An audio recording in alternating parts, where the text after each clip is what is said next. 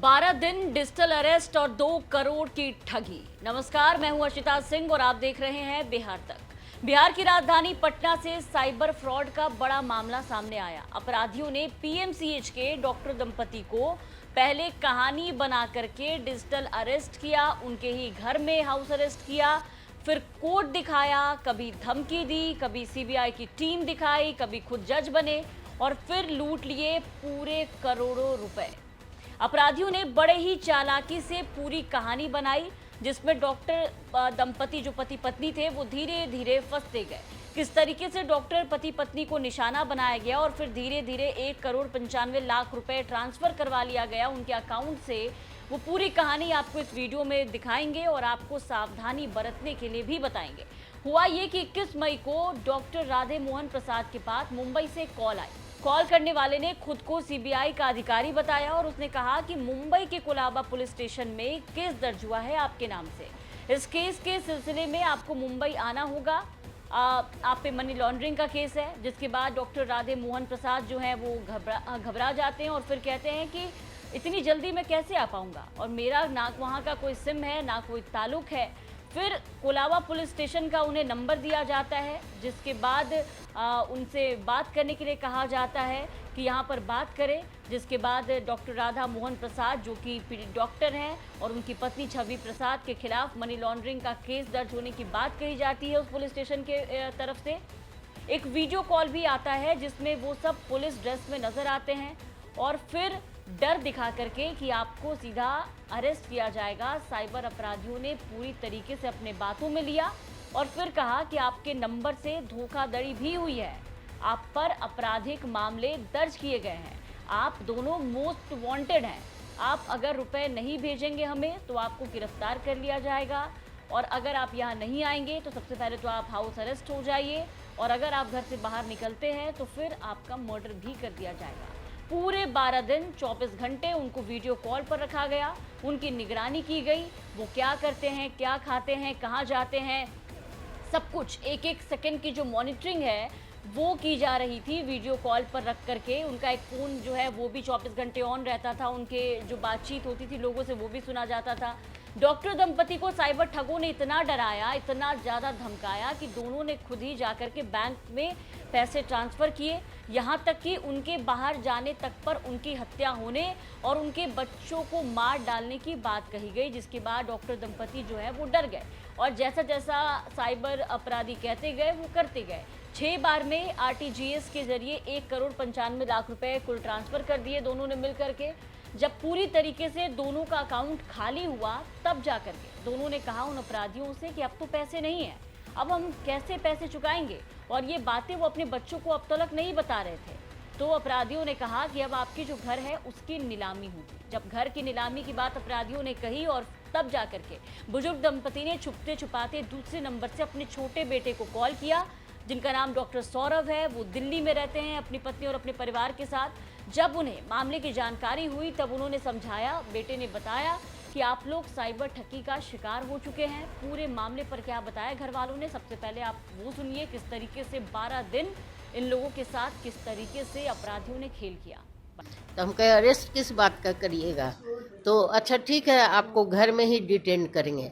और उसके बाद उसने वीडियो कॉल ऑन कर दिया अपने नाम का, और उसमें हम लोगों को ऑर्डर दिया कि आप कैमरा में रहिएगा, कहीं रूम से बाहर नहीं जाना है, घर से बाहर नहीं निकलना है, नहीं तो आपका मर्डर हो जाएगा। नरेश कॉल ऑन कैसे किया था, कैमरा कैसे ऑन किया था? वो जो नंबर था उसी नंबर पर ना, इनका जो नंबर था उसी नंबर पर कर दिया, डॉक्टर साहब के नंबर पर। मतलब मोबाइल से ही? हाँ मोबाइल से ही। अब मोबाइल में ही वो लगा दिया। हम लोगों को बोला कि सर्विलांस में आप है, 24 घंटा हम लोगों के ऊपर सुपरविजन में हम लोग उसके थे।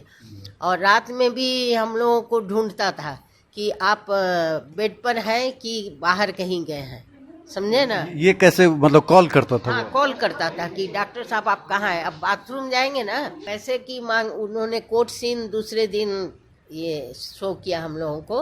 उसे कैनरा बैंक में है, तो हम लोगों ने रिफ्यूज़ किया। हम कहे सर वहाँ नहीं है, मेरा अकाउंट यहाँ SBI में है, पटना में है, हम पटना में रहते हैं। तो ये गलत बात है। तो उन्होंने कहा कोई बात नहीं है, आप पर अब आप घर पे ही डिटेन रहिएगा और आप पर क्या कहा जाता है, सर्विलांस में रहेंगे। ऑफिसर सब आपको सुपरवाइज करेंगे।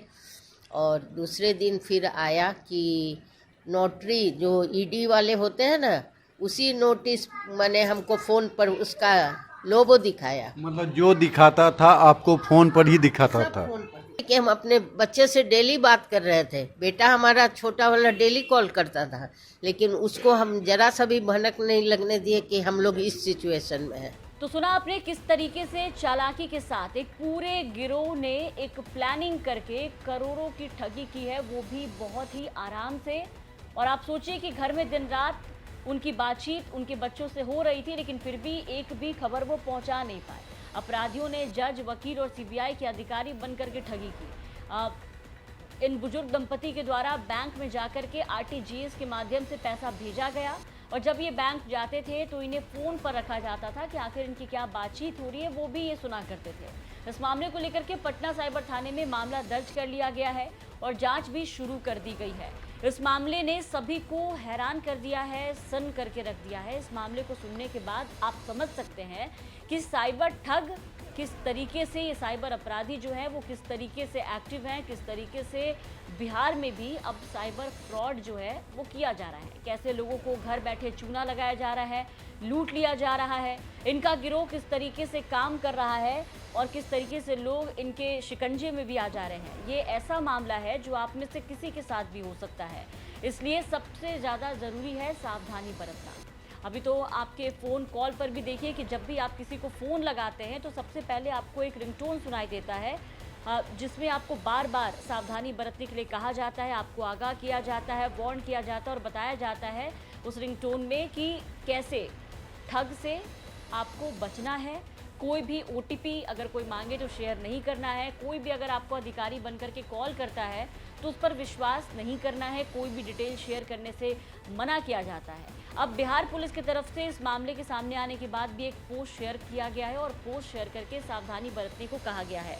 ये पोस्ट आप देख पा रहे होंगे, बिहार पुलिस की तरफ से किया गया है। इस पोस्ट में उन्होंने बताया है कि किस तरीके से सावधानी बरतनी है और लिखा है कि साइबर अपराधी खुद को सरकारी अधिकारी बताकर आपको ठगने का कर सकते हैं प्रयास, इसलिए ऐसे कॉल पर ना करें विश्वास। साइबर ठगी की नई तरकीब, जिसमें एक तरफ साइबर अपराधी की बातें लिखी गई है कि मैं आयकर विभाग से बोल रहा हूं, आपने इनकम टैक्स भुगतान करने में चोरी की है, इसकी सावधानी है, ऐसे कॉल पर कभी भी भरोसा नहीं करें।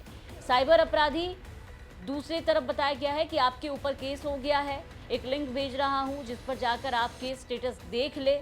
तो ऐसे किसी भी अनजान लिंक पर आप बिल्कुल भी भरोसा मत करें। ऐसे किसी भी अनजान नंबर से जब आपको कॉल आता है, पैसे ट्रांसफ़र करने के लिए कहा जाता है या फिर कोई लिंक एकदम से भेज दिया जाता है और कहा जाता है कि इस लिंक पे आप क्लिक करें, तो बिल्कुल भी ऐसी चीज़ों से पहले तो बचना चाहिए। किसी भी तरीके के लिंक को ओपन बिल्कुल भी ना करें। और इस तरीके से जब आपको कोई 12 दिन तक आप देखिए कि किस तरीके से हाउस अरेस्ट किया गया, डिजिटल अरेस्ट किया गया है, तो बिल्कुल भी आपको सबसे पहले डराए धमकाए आसपास के जो लोग हैं उनको आप तुरंत जानकारी दें, अपने घर पे इस बात की जानकारी दें, पुलिस के पास जाएं, पुलिस को जाकर के लिखित शिकायत दें।